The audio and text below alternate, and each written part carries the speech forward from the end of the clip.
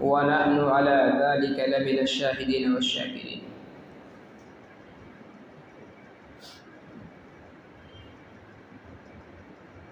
ज़िलहिज्जा का ये महीना है और चंद दिनों के बाद दो अहम इबादतें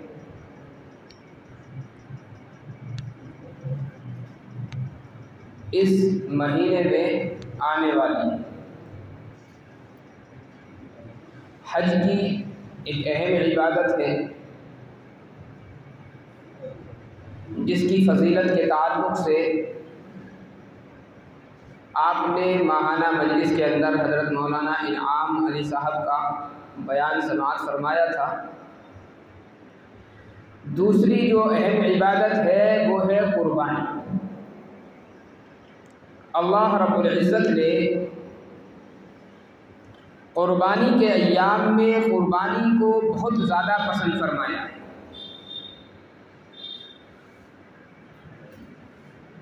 कुर्बानी के अय्याम में अल्लाह रब्बुल इज़्ज़त को कुर्बानी करना, खून बहाना जानवरों का जितना ज़्यादा पसंदीदा है, कोई और अमल अल्लाह को इतना पसंदीदा नहीं। आप लाखों करोड़ों रुपए खर्च कर दें अल्लाह की राह में, अपनी पूरी दौलत आप अल्लाह की राह में कुर्बान कर दें, अल्लाह की राह में उसको तक़सीम कर दें, लेकिन अगर आप कुर्बानी नहीं करते, आप यकीन जानिए कि कुर्बानी का जो सवाब था उस सवाब के बराबर पूरी दौलत भी आपका अल्लाह की राह में खर्च कर देना ये मुकाबला नहीं हो सकता। अल्लाह तबारक व तआला ने ख़ास अय्याम जो हैं 10, 11 और 12 ज़िलहिज्जा जो कुर्बानी के अय्याम मुतय्यन फरमाए हैं, वो अल्लाह रब्बुल इज़्ज़त ने ख़ास फरमाए हैं उसी अहम इबादत के। और उन अय्याम में अल्लाह को वो इबादत सबसे ज़्यादा पसंदीदा है। मकसूद ये नहीं होता कि आप अल्लाह की राह में बस जानवर ज़िबा करते जाएं। ज़ाहिर है पूरे साल कितना गोश्त मुसलमान खाते हैं, लेकिन सवाब का हम खुद तसव्वुर नहीं करते। हमारे जहनों में कभी ये बात नहीं आती कि हमें इन जानवरों के ज़िबा करने पर जो रोज़ाना हज़ारों की तादाद में ज़िबा होते हैं कोई सवाब भी मिलता हो। किसी के जहन में ये बात नहीं आती। जाहिर है अल्लाह को अगर जानवर सिर्फ ज़िबा कराना मकसूद होता या मुसलमानों को गोश्त खिलाना ही मकसूद होता तो पूरे साल हमें सवाब मिलता। अल्लाह का जो मकसूद है वो सिर्फ ये नहीं है। जिस मकसद के तहत में अल्लाह ने कुर्बानी को ज़रूरी करार दिया है वो मकसूद चूँकि उन ख़ास अय्याम में पूरा होता है, इसलिए अल्लाह तबारक व तआला को उन ख़ास अय्याम में जानवर का ज़िबा करना, अल्लाह के नाम पर कुर्बानी करना, ये ज़्यादा पसंदीदा अमल है। आप तमाम इबादतों में गौर करें, हर इबादत की कोई ना कोई खुसूसियत होती। नमाज की इबादत के अंदर बड़ी अहमियत है और नमाज की अपनी खुसूसियात है। हत्ता कि क़यामत के दिन भी सबसे पहले जब इबादत के मुताल्लिक़ सवाल होगा तो रिवायात में मिलता है कि अल्लाह तबारक व तआला इबादत में नमाज का सवाल सबसे पहले करेगा। रोज़ा है उसकी अपनी एक खुसूसियत है, ज़कात की अपनी एक खुसूसियत है। कुर्बानी जो है अल्लाह तबारक व तआला ने उसकी भी बहुत सी खुसूसियात रखी, जिनमें एक खुसूसियत जो है कुर्बानी की वो इसके नाम से खुद ब खुद ज़ाहिर होती है। कुर्बानी एक कुर्ब से बना है, इसके माना आते हैं करीब होना। मतलब ये है कि जो बंदा अल्लाह तबारक व तआला के लिए मखसूस अय्याम में कुर्बानी करता है, मखसूस अय्याम में अल्लाह के नाम पर जानवर को ज़िबह करता है, अल्लाह तबारक व तआला का ख़ास कुर्ब उसको नसीब होता है, अल्लाह तबारक व तआला का तक़र्रुब उसको हासिल हो जाता है, अल्लाह की मोहब्बत में इजाफ़ा होता है, अल्लाह तबारक व तआला की खास नजरे करम उस बंदे पर होती। आप तमाम इबादत को उठा करके देखें और साइंसी एतबार से आप उन तमाम इबादतों का मुताला करें। हर इबादत में आपको कुछ ना कुछ अकल का दखल ज़रूर नज़र आएगा। शरई एतबार से एक हुक्म है, वो एक अलग मसला है, और हमें जो हुक्म दिया गया है वो साइंसी एतबार से नहीं कि हम साइंसी एतबार से उसके फ़वाइद पर या उसके नुकसानात पर गौर करें, नहीं, ये तो अल्लाह तबारक व तआला का एक हुक्म होता है। नमाज हम पढ़ते हैं, अल्लाह तबारक व तआला का खालिस एक हुक्म है। अब हमें इस चीज़ के अंदर गौर नहीं करना होता है कि नमाज के अंदर हमारा नुकसान है या फ़ायदा है। जिस्मानी एतबार से कहीं हमारे अंदर कमज़ोरी तो पैदा नहीं हो रही, या जिस्मानी एतबार से हमारे अंदर कुछ फ़ायदे तो इसके ज़ाहिर नहीं हो रहे, नहीं, ये तो एक सानवी दर्जे की चीज़ है। अव्वल जो मरहला होता है वो अल्लाह के हुक्म का होता है। लेकिन जितनी इबादत है, नमाज है, रोज़ा है, ज़कात है, आप जितनी इबादतों को ले कुछ ना कुछ साइंसी एतबार से फ़वाइद ज़रूर नज़र आएंगे, आप अक़ल के मुताबिक नज़र आती है। नमाज है मिसाल के तौर पर, आप शरई हुक्म से क़ता नज़र अगर दुनियावी फ़वाइद पर गौर करेंगे, साइंसदानों ने बहुत सारी बातें, डॉक्टरों ने बहुत सारी चीज़ें नमाज के मुतालिक जिक्र फरमाई है। जो बंदा 5 वक्त में नमाज अदा करता है और उसके लिए वुज़ू करता है, बेशुमार फ़वाइद वुज़ू के डॉक्टरों ने बयान किए। मिसाल के तौर पर डॉक्टर लोग ये जिक्र करते हैं कि जो बंदा दिन में कम से कम 5 मरतबा अपने गुद्दी पर हाथ फेरता है, कैंसर की बीमारी से महफूज रहता है। ये शरीयत का मसला नहीं, लेकिन साइंसदानों ने बयान किया और इसके फ़वाइद को जिक्र किया। तो दुनिया की एतबार से भी हम वुज़ू करते हैं तो एक फ़ायदा नज़र आता है। अकल हमें ये कहती है कि नमाज पढ़ने से हमारा ये फ़ायदा होगा। आप रुकू करते हैं, सजदा करते हैं, 5 मरतबा दिन में अल्लाह की इबादत करते हैं, साइंस की रोशनी में और डॉक्टरी की रोशनी में हमारी अकल ये तस्लीम करती है कि ये इबादत हमारे फ़ायदे की चीज़ है। आप रोज़ा रखते हैं, कितने डॉक्टर लोग इस बात को कहते हैं कि रोज़ा रखने से बहुत सारी बीमारियां ख़त्म हो जाती हैं, पेट का हाजमा दुरुस्त हो जाता है, पेट की बहुत सी बीमारियों से निजात मिल जाती है, बदहज़मी से निजात मिल जाती है। गैस की जिन लोगों को परेशानी है, मुसलसल रोज़े रखने से वो बीमारी ख़त्म हो जाती है। तो अकल हमारी ये कहती है कि रोज़ा रखना सिर्फ इबादत नहीं बल्कि हमारे फ़ायदे की चीज़। हमारी अकल तस्लीम करती है, हाँ रोज़ा रखना चाहिए। हमारी अकल मानती है नमाज के लिए वुज़ू करना चाहिए। हमारी अकल ये कहती है कि नमाज हमें पढ़ना चाहिए, ज़कात हमें देनी चाहिए, इसलिए कि गरीबों की मदद होती है। कितने बेसहारों को सहारा मिल जाता है, कितने यतीमों और मोहताजों की ज़िंदगी का गुजर बसर ज़कात के ज़रिए से पूरा हो जाता है, कितने मोहताजों की मोहताजगी दूर हो जाती है, कितनी ज़रूरतमंदों की ज़रूरत को पूरा कर दिया जाता है ज़कात के ज़रिए से। तो अकल ये कहती है कि हाँ ज़कात मुसलमानों पर नहीं तमाम कायनात के इंसानों पर फ़र्ज होनी चाहिए, ताकि दुनिया के अंदर जो मुहताज हैं, जो गरीब हैं, जो परेशान हाल हैं, जो कमाने और खाने से परेशान हैं, जो अपने हाथों की कमाई नहीं खा सकते, वो भी दुनिया के अंदर ज़िंदगी गुजारने का हक़ रखते हैं। और उनको भी अल्लाह ने हक़ दिया है कि दुनिया की आसाइशों से वो भी लुत्फ़अंदोज़ हों, दुनिया की नेमतों को वो भी हासिल करें, दुनिया की नेमतों से वो भी फ़ायदा उठाए। तो अकल हमारी ये कहती है कि हाँ ज़कात होनी चाहिए। अकल हमारी मानती है रोज़ा होना चाहिए। अकल हमारी तस्लीम करती है नमाज ज़रूर होनी चाहिए। आप कुर्बानी पर गौर करें, अगर हम अकल के एतबार से सोचें तो अकल काम नहीं करती।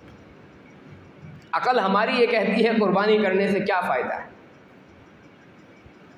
अकल हमारी ये कहती है एक दिन में हजार जानवरों को कुर्बान कर दिया जाता है। कितना गोश्त है जो दफना दिया जाता है, कितने जानवरों की गर्दनों पर छुरी फेर करके नदियों नालों के अंदर बहा दिया जाता है।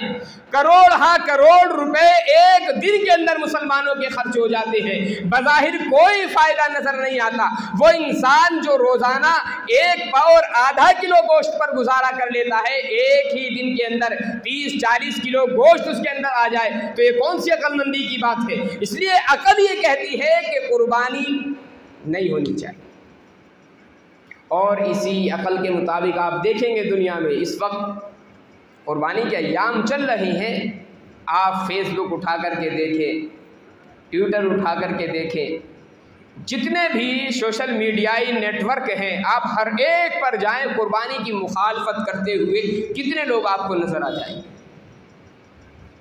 इसलिए कि हमारा ये मिजाज है कि हम जितनी भी चीजें हैं उसको अपनी अकल पर परखने के आदी, अपनी अकल पर तोलने के आदी हैं। अकल ये तस्लीम नहीं करती कि आखिर इतने जानवरों को कुर्बान करने का फायदा क्या है।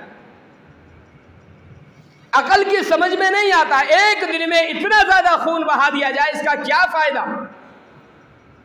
साइंस के एतबार से कोई फायदा इसका नहीं, लेकिन अल्लाह का हुक्म, अल्लाह तबारक व तआला का एक अम्र है, और अल्लाह के अम्र के सामने हमारी अक्लों की नहीं चलती। इस हैसियत से कुर्बानी का जो अमल है वो बहुत ज़्यादा फजीलत का बाइस है कि तमाम इबादत में हमारी अकल तस्लीम करती है फ़वाइद को, लेकिन ये एक इबादत ऐसी है कि हमारी अकल तस्लीम नहीं करती। लेकिन एक अल्लाह का बंदा, एक मुसलमान जो अल्लाह के सामने सर झुकाता हो और अल्लाह के अहकामात के आगे अपना सर तस्लीम खम कर देता हो, वो ये कहता है मेरी अकल तस्लीम करे या ना करे, इसका फायदा मुझे बज़ाहिर नजर आता हो या ना आता हो, लेकिन मेरे रब का हुक्म है अब मुझे इस इबादत को अंजाम देना। तो इस एतबार से ये जो इबादत है ये बहुत ज़्यादा फजीलत की, इस इबादत के अंदर बहुत ज़्यादा फ़ज़ाइल आ जाते हैं। इस एतबार से कि अकल भी तस्लीम नहीं करती, बज़ाहिर पैसों का ज़िया मालूम होता है। एक घर ऐसा है जिसके अंदर कोई आदमी गोश्त खाने वाला है ही नहीं, वो भी कुर्बानी कर रहा है। बज़ाहिर वो जानता है कि मैं तो 1 पाव गोश्त इसके अंदर से नहीं खा सकता। बहुत सारे लोग हैं जो बिल्कुल नहीं छूते, शरीयत के अंदर कोई वाजिब या फ़र्ज़ तो है नहीं है। वो आपने बारहा मुलाकात की होगी हज़रत मौलाना मोहम्मद यामीन साहब दामद बरकातहू, जो कांट से तशरीफ़ लाते हैं। उनके घर का आलम ये है कि सिर्फ़ कुर्बानी के दिन कुर्बानी के गोश्त की बरकत की नीयत से बस 1 पाव या आधा किलो गोश्त सिर्फ कुर्बानी के दिन पूरे साल में बनता है। उनके पूरे साल कोई छूने को उनके यहाँ तैयार नहीं, लेकिन कई हिस्से कुर्बानी के हो रहे हैं। अब बज़ाहिर ऐसा नज़र आता है भाई पैसे का ज़िया है। कितने मुसलमान लोग हैं कहते नजर आएंगे कि इतने पैसे किसी गरीब को दे दो, किसी फ़कीर को दे दो, किसी मोहताज को दे दो, किसी बेवा को दे दो तो काम चल जाएगा। लेकिन मेरा रब ये कहता है कि कुर्बानी के अय्याम में अल्लाह को कुर्बानी करना जितना ज़्यादा पसंदीदा अमल है वो कोई और अमल अल्लाह की नज़रों में पसंदीदा नहीं। इसलिए कि ये याद दिलाता है किसकी, उस शख्सियत की जिसने अपना सब कुछ कुर्बान कर दिया, अल्लाह तबारक व तआला के हुक्म किया, सब कुछ कुर्बान कर दिया। आप तसव्वुर करें, हम एक जानवर को ज़िबह करते हुए और हम तसव्वुर करें चंद हज़ार रुपए अल्लाह की राह में खर्च करते हुए बड़ा सोचना और समझना शुरू कर देते हैं। कितने दलाइल हम ये देते हैं कि जी हम पूरे ख़ानदान एक साथ रहता है, जानते हैं दिल से, हम जानते हैं कि एक मामला क्या है, लेकिन सिर्फ अपने चंद हज़ार रुपए बचाने के लिए कितने दलाइल हमारे पास होते हैं, कितने हीले और बहाने होते हैं कि ये 2,500, 3,000, 4,000 रुपए किसी न किसी तरीके से बच जाए। जब आलिम के पास आते हैं, किसी मुफ्ती के पास आते हैं, सीधा सीधा मसला नहीं मालूम करते, इतना घुमाते हैं कि कहीं ना कहीं वो ये कह दे बस कि तुम्हारे ऊपर कुर्बानी नहीं। आप तसव्वुर करें, हज़रत इब्राहीम अलैहिस्सलाम का 98 साल की उम्र में बेटा नसीब हुआ, बुढ़ापे का आलम है, जानते हैं बुढ़ापे का सहारा है, उसके अलावा कोई औलाद नहीं, और अल्लाह तबारक व तआला ने पैदा होते ही हुक्म दे दिया, अभी थोड़ा सा बेटा शऊर की उम्र को पहुंचा, चलना फिरना शुरू किया। 5-6 साल की उम्र को जब बच्चा पहुंचता है तो माँ बाप को कितना प्यार उस पर आता है, ये हर माँ बाप जानता है। ऐसी उम्र में अल्लाह तबारक व तआला हुक्म दे रहा है अपने बेटे को कुर्बान करो, और सराहतन अल्लाह ने नहीं फरमाया कि बेटे को कुर्बान करना है, एक इशारा सिर्फ दिया गया कि अपनी पसंदीदा और महबूब चीज़ को अल्लाह की राह में कुर्बान करो। लेकिन ये देखिए, नबी का एक जिगर है, नबी का दिल है, और नबी की मेरे भाइयों वो कैफियत है, बस हम और आप तो उसका एक हिस्सा भी नहीं पा सकते। अल्लाह के नबी ने फौरन जहन इधर उधर नहीं दौड़ाया कि मेरे पास फला जायदाद है, फला प्रॉपर्टी है, वो भी मुझे पसंदीदा है, फला चीज़ है उससे भी मैं प्यार करता हूँ, नहीं, फ़ौरन जहन में एक चीज़ आई कि अल्लाह ने कहा पसंदीदा चीज़ कुर्बान करो, और मेरी पसंदीदा चीज़ मेरा बुढ़ापे का सहारा। हज़रत इब्राहीम ने हीले बहाने इधर उधर के तलाश नहीं किए। 2 बीवियाँ थी, ये नहीं सोचा कि बीवियाँ पसंदीदा है, लाइए एक को मैं कुर्बान कर दूँ, ये भी तो पसंदीदा है, इससे भी तो मैं मोहब्बत करता हूँ। और बहुत सारी चीज़ें हज़रत इब्राहीम के पास रही होगी, आपकी सवारियाँ भी थी, कुछ सादो सामान भी रहा होगा, ज़िंदगी गुजारने के असबाब भी रहे होंगे, किसी चीज़ पर हज़रत इब्राहीम की नज़र नहीं गई। सबसे पहले नज़र गई हज़रत इब्राहीम अलैहिस्सलाम की अपने बेटे पर। लेकिन नबी हैं, अल्लाह की मंशा को जानते हैं, और फ़ौरन हज़रत इब्राहीम अलैहिस्सलाम ने इरादा फरमा लिया अपने बेटे को कुर्बान करने का। अकल नहीं दौड़ाई, अल्लाह को क्या फ़ायदा होगा मेरे बेटे की कुर्बानी लेकर, ये तो अभी मासूम बच्चा है। शरीयत का तो हुक्म ये है कि ऐन जंग के वक्त में भी किसी मासूम बच्चे को कत्ल नहीं किया जा सकता। जिहाद के जो उसूल शरीयत ने बतलाए हैं, जंग के जो उसूल शरीयत ने मुतय्यन फरमाए हैं, ऐन जंग के मौके पर आपकी तलवार ऊपर को उठी हुई हो, किसी काफिर को, किसी जालिम को और किसी दुश्मन को कत्ल करने के लिए अचानक आपके सामने कोई बच्चा आ गया, अब उस पर तलवार उठाने की इजाज़त नहीं। शरीयत ने इजाज़त नहीं दी है कि आप उस ऐन जंग के मौके पर भी आप किसी मासूम बच्चे को कत्ल कर दे, ऐन जंग के मौके पर किसी बूढ़े को कत्ल कर दे, शरीयत इजाज़त नहीं देती। वो तो अपना सगा बेटा है जो बुढ़ापे में कितनी दुआओं के बाद, कितनी मन्नतों के बाद अल्लाह तबारक व तआला ने इनायत फरमाया है। अब अक़ल तस्लीम करती है कि अल्लाह एक मासूम बच्चे की कुर्बानी किस लिए ले रहा है। हज़रत इब्राहीम ने अल्लाह से सवाल नहीं किया, अल्लाह इसने तो कोई गुनाह भी नहीं किया, अभी तो ये बच्चा मासूम है, अभी तो गुनाहों से बिल्कुल पाक है, किस गुनाह की सज़ा अल्लाह तो इसको दे रहा है। नहीं, हज़रत इब्राहीम अलैहिस्सलाम ने फ़ौरन बेटे को तैयार किया और बेटे से बतला दिया बाज़ाब्ता कि मैंने ख्वाब देखा है तुझे कुर्बान करने का, अल्लाह की राह में तेरी कुर्बानी देने का ख्वाब देखा है। और हज़रत इस्माइल अलैहिस्सलाम का भी आप जज्बा देखें, बचपन का आलम है, अभी नबी नहीं है, अभी तो बालिग़ भी नहीं हुए, 6-7 साल की उम्र का बच्चा क्या होता है। और बातें आप हज़रत इस्माइल अलैहिस्सलाम की देखें, क़ाल या अबति फ़अल मा तुअमर, ए अब्बा जान कर गुज़रिए, आपको कुर्बानी का हुक्म दिया गया है, दे डालिए, सतजिदुनी इंशाअल्लाहु मिनस साबिरीन।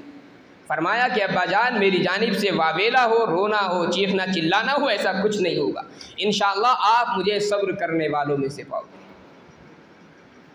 और अहादीस के अंदर आता है, बाज़ रिवायात में मिलता है कि जब हज़रत इस्माइल अलैहिस्सलाम को हज़रत इब्राहीम अलैहिस्सलाम लेकर चले हैं कुर्बानी के लिए, बेटे की संजीदा बातें, हज़रत इस्माइल अलैहिस्सलाम फरमाते हैं, बाजान मुझे कुर्बान करने से पहले दो बातों का ख्याल रखें।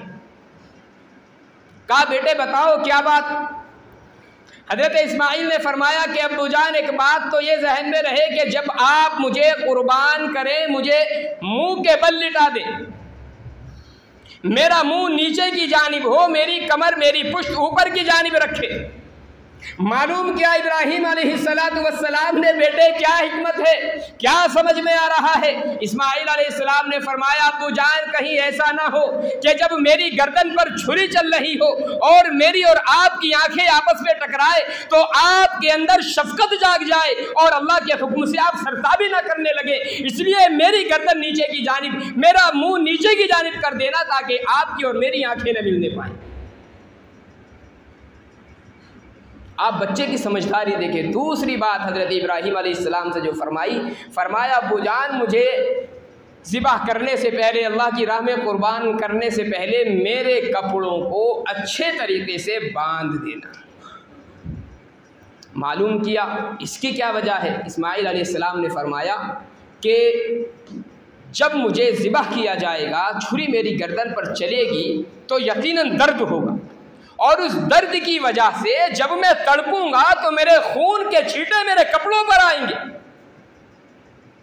फरमाया अब्बू जान जब आप मेरे कपड़े लेकर के वालिदा के पास जाएंगे और वालिदा कपड़ों पर खून की छींटे देखेगी, बर्दाश्त नहीं होगा।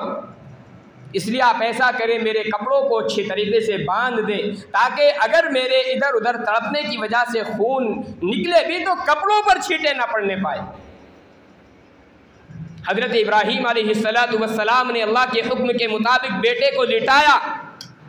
बुढ़ापे की आलम में अकल नहीं दौड़ा रहे हज़रत इब्राहीम अलैहिस्सलाम, अल्लाह से एक मर्तबा सवाल भी नहीं किया है। अपनी अकल दौड़ाना और अल्लाह के हुक्म पर एतराज़ करना तो बहुत दूर की बात है। अल्लाह से इब्राहीम अलैहिस्सलाम ने सवाल भी नहीं किया, ए अल्लाह बेटे की कुर्बानी देने में हिकमत क्या है। हालांकि अल्लाह का कोई काम हिकमत से खाली नहीं होता, लेकिन नबी का आप जज्बा देखें, अल्लाह से पूछ भी नहीं रहे अल्लाह क्यों कुर्बानी मांग रहा है बेटे की, इसकी क्या इल्लत है। नहीं, आंख बंद की और बेटे पर छुरी चलानी शुरू कर दी। कुरान करीम ने जिक्र किया है फलम्मा अस्लमा वतल्लहु लिलजबीन वनादैनाहु या इब्राहीम क़द सद्दक़्ता रुया इन्ना कज़ालिका नज्ज़िल मुहसिनीन इन्नहु मिन इबादिना अल-मुख़लसीन।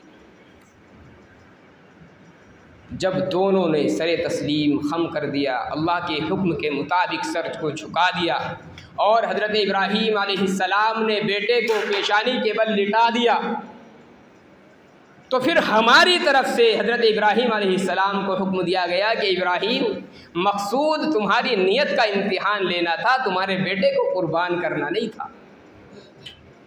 आज अल्लाह अगर हमें कुर्बानी का हुक्म दे रहा है, क्या अल्लाह गोश्त खाता है? क्या अल्लाह खून पीता है? क्या अल्लाह के पास हड्डियां हमारी जाती हैं इस कुर्बानी की? लन यनालल्लाह लुहूमुहा वला दिमाउहा वलाकिन यनालुहु तक़वा मिनकुम। अल्लाह के यहाँ तो कुछ भी नहीं जाता। अल्लाह को ना गोश्त की तुम्हारे ज़रूरत है, ना खून की तुम्हारे ज़रूरत है, ना तुम्हारे 1000-2000 रुपए खर्च करा के अल्लाह को कुछ मिल रहा है। वलाकिन यनालुहु तक़वा मिनकुम, अल्लाह तो हमारे दिलों की कैफियत को देखना चाहता है। अल्लाह ये देखना चाहता है मेरे बंदे मेरे हुक्म के मुताबिक कितनी अपने मालों को कुर्बान करने की इस्तिताअत और ताकत रखते हैं। अल्लाह ये देखना चाहता है मेरा बंदा मेरे हुक्म के मुताबिक कितना अपने सर को झुकाता है। हम 1000, 2000, 3000 पर हीले बहाने शुरू कर देते, पूरे साल लाखों रुपए हमारे खर्च हो जाते हैं इधर उधर, कोई एहसास नहीं होता। कुर्बानी का मौका आता है तो हीले बहाने, बाप आकर के हीले बहाने कर रहा है क्या जी हम तो सारे बाप बेटे साथ में रहते हैं, अलग से कोई कारोबार नहीं है और एक ही जगह पर हमारा सब कुछ है, तो एक ही कुर्बानी होगी बस। बाप का बैलेंस अलग पड़ा हुआ है, बेटे का बैलेंस अलग पड़ा हुआ है, बीवी के पास जेवरात अलग है, सब जानता है बाप। बेटा सब जान रहा है, भाई आपस में सब समझ रहे हैं कि सबके पास में अच्छा खासा बैलेंस जमा है, लेकिन कुर्बानी के मौके पर सब एक कर दिया जाता है। बाप कुर्बानी के मौके पर पूरे घर का मालिक बन जाता है, इसके अलावा मालिक नहीं बनेगा। किसी और मौके पर कुछ कहो कि जी वो तो बेटे का है, वो जाने। कहीं और खर्च करने का मसला आए, कहा जी नहीं वो बेटे की मिल्कियत है, बेटे से मालूम करना पड़ेगा। कुर्बानी का मसला आया तो बाप बगैर पूछे मालिक। चंद हजार रुपए खर्च करने का मसला आता है, बड़ा भाई पूरे खानदान का मालिक बन करके बैठ गया। कहा जी नहीं वो तो जिम्मेदारी तो मेरी है। असल भाई कमाते हैं लेकिन खाते एक जगह है, अकाउंट सबके अलग अलग खुले हुए हैं, जेवरात सारी बहुओं को बाप ने अलग अलग दिए, लेकिन कुर्बानी के मौके पर सबका मालिक बन करके बैठ गया। अल्लाह के बंदो जरा ये तो सोचो, क्यों अपनी जहन्नम को बहका रहे हो दूसरों के चक्कर में। याद रखना ये बाप, ये बेटा, ये भाई कल कयामत के दिन कोई काम नहीं आने वाला। यौम यफिर्रुल मर्उ मिन अखीही व उम्मिही व अबीही व साहिबतिही व बनी। कल कयामत का जब दिन होगा और अल्लाह के सामने जब हिसाब व किताब के लिए पेश किया जाएगा, हर आदमी भागा फिरेगा एक दूसरे से, बाप बेटे को नहीं पहचानेगा। बेटा कुर्बानी करना चाहता है, बाप समझा रहा है बेटा तेरे ऊपर तो वाजिब ही नहीं है, तेरी तो अभी शादी नहीं हुई है, तेरा तो खर्च मैं उठा रहा हूं। 50,000 रुपए महीना बेटा कमा रहा है, कुर्बानी वाजिब नहीं उसके ऊपर।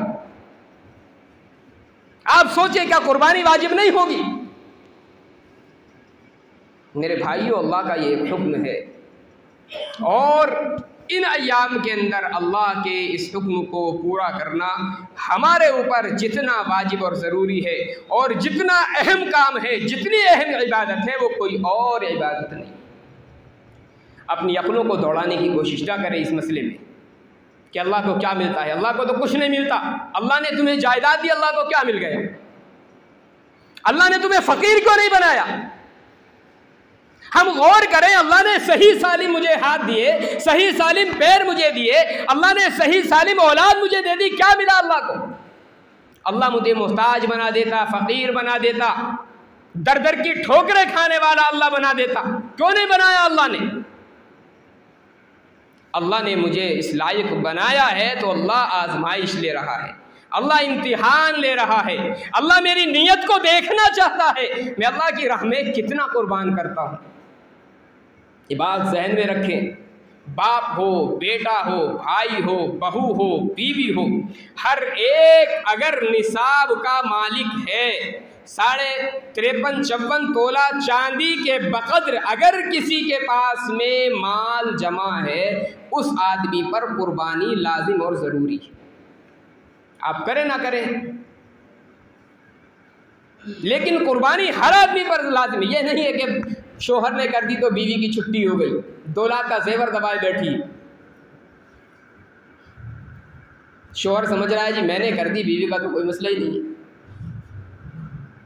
नहीं, जहन में रखें, अगर बीवी के पास भी जेवर है उस पर कुर्बानी अलग से वाजिब होगी।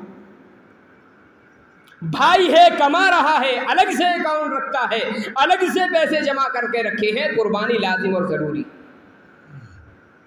ये मसला नहीं कि एक ने कर ली और सबकी तरफ से बस काफ़ी हो गई, या सबकी नियत कर ली जाए तो काफ़ी हो गई। नहीं, बिल्कुल काफ़ी नहीं होगी। हर आदमी को जो साहिब निसाब है, आप बाप हैं, 5 बच्चों की आपने शादी कर दी है, आपके बच्चे कमा रहे हैं, उन पर अलग से कुर्बानी वाजिब है। आपने बहुओं को जेवर चढ़ाया है और जेवर उनकी मिल्कियत में आपने दे दिया, मालिक बना दे दिया, आपकी 5 की 5 बहुओं पर भी कुर्बानी अलग से वाजिब। हाँ, कोई आदमी ऐसा है कि वाकई कर्ज वगैरह उसके ऊपर है, वो एक अलग मसला है कि कर्ज है इतना, जितना हमारे पास माल है, तो उस आदमी पर कुर्बानी वाजिब नहीं है। लेकिन बहरहाल जो आदमी निसाब का मालिक हो, हर आदमी पर कुर्बानी लाजिम होती है। और इसमें अक्लें ना दौड़ाया करो भाई, ये बड़ा मसला है मुसलमानों का कि गैरों के चक्कर में आकर के कितने हम मुसलमान भी अक्लें दौड़ाना शुरू कर देते हैं कि जी इसमें क्या फ़ायदा हो रहा है। पर फ़ायदा तो अल्लाह का किसी चीज़ में नहीं। अल्लाह को क्या ज़रूरत है? अल्लाह को ज़रूरत नहीं है। एक रत्ती गोश्त तुम अल्लाह को नहीं पहुँचाते हो, एक खून का कतरा अल्लाह को नहीं पहुँचाते हो, लेकिन अल्लाह उस कुर्बानी के खून का कतरा ज़मीन पर गिरने से पहले तुम्हारे गुनाहों को माफ़ कर रहा है। अल्लाह को क्या मिल रहा है गुनाह माफ़ करके तुम्हारे? कभी हमने सोचा है कि अल्लाह का क्या फ़ायदा है? हमारे गुनाहों को अल्लाह माफ़ करता है, हमें जहन्नम से निकाल करके जन्नत का मुस्तहिक अल्लाह बना रहा है इस कुर्बानी की वजह से। अल्लाह का क्या फ़ायदा है? क्या अल्लाह की किबरियाई में कुछ इजाफा हो रहा है? या खुदा न खास्ता अल्लाह हमें ना बख्शे तो अल्लाह की किबरियाई क्या कम हो जाएगी? नहीं मेरे भाइयों, अल्लाह की ज़ात अपनी जगह पर है। किसी बंदे की इबादत से ना अल्लाह की किबरियाई में ज़्यादती होती है, ना किसी के न करने से अल्लाह की किबरियाई में कमी होती है। मैं और आप तो क्या है, कायनात का ज़र्रा ज़र्रा अगर अल्लाह का मुखालिफ हो जाए तो अल्लाह की किबरियाई में कमी नहीं हो सकती। कायनात का ज़र्रा ज़र्रा अगर अल्लाह की इबादत में मशगूल हो जाए तो अल्लाह की किबरियाई में इजाफा नहीं होगा। अल्लाह की अपनी ज़ात मुकम्मल है, हर एतबार से कामिल व मुकम्मल है। अल्लाह की ज़ात में ना इजाफा है ना कमी है। हम जो कुछ भी कर रहे हैं मेरे भाइयों, वो हमारा अपना फ़ायदा है। अल्लाह ने कुर्बानी का हुक्म दिया, सारी चीज़ें हमारे पास में लौटा दी है। इसकी मिसाल बात बुजुर्ग देते हैं कि जैसे हमारे यहाँ बहुत सारी चीज़ों में ऐसा होता है, कोई बड़ा आदमी किसी इलाके का हो, कोई गरीब कोई फ़कीर उसकी खिदमत में कोई हदिया लेकर के जाए, कोई खाने की चीज़ लेकर के जा रहा है और वो बड़े आदमी को वो पेश करता है। बसा औकात बड़ा आदमी उस चीज़ को देखता है, उस पर हाथ रखता है, कहता है भाई हमें ये हदिया तुम्हारा कबूल है, अब मेरी तरफ से आप लोग खाइए इसको। अल्लाह ने कुर्बानी का मसला भी नहीं ऐसा ही रखा है। अल्लाह ने कोई चीज़ अपने लिए नहीं रखी। दीगर उम्मतों के अंदर तो ये था कि कुर्बानी का गोश्त छूने की भी किसी को इजाज़त नहीं होती थी। कुर्बानी की, पहाड़ की चोटी पर डाल करके आ गए, अल्लाह की जानिब से एक आग आती थी, उसको जला करके ख़त्म कर दिया करती थी। बस अल्लाह की राह में आप कुर्बान कर रहे हैं तो उसको इस्तेमाल नहीं कर सकते। लेकिन अल्लाह का करम देखिए कि अल्लाह ने अपने लिए कुर्बानी का फरमाया और सारी चीज़ें हमें को वापस लौटा दी गई। गोया कि हमने अल्लाह की राह में हदिया पेश किया कुर्बानी का, और अल्लाह ने फरमा दिया कि हदिया तुम्हारा मुझे कबूल है, हाँ खाने की मुझे ज़रूरत नहीं हो, तुम मेरी तरफ से खाओ। अल्लाह का कितना बड़ा एहसान है। इसलिए मेरे भाइयों, जिन लोगों पर कुर्बानी ज़रूरी है, जो साहिब निसाब है, हर आदमी को कोशिश करनी चाहिए अपनी हैसियत के मुताबिक। कोई ज़रूरी नहीं कि आप 10,000 20,000 ही की कुर्बानी करें, अपनी हैसियत के मुताबिक, लेकिन कुर्बानी ज़रूर करें। अल्लाह मुझे भी आप हज़रात को भी अमल की तौफीक बख्शे। व मा तौफीक़ इल्ला बिल्लाह।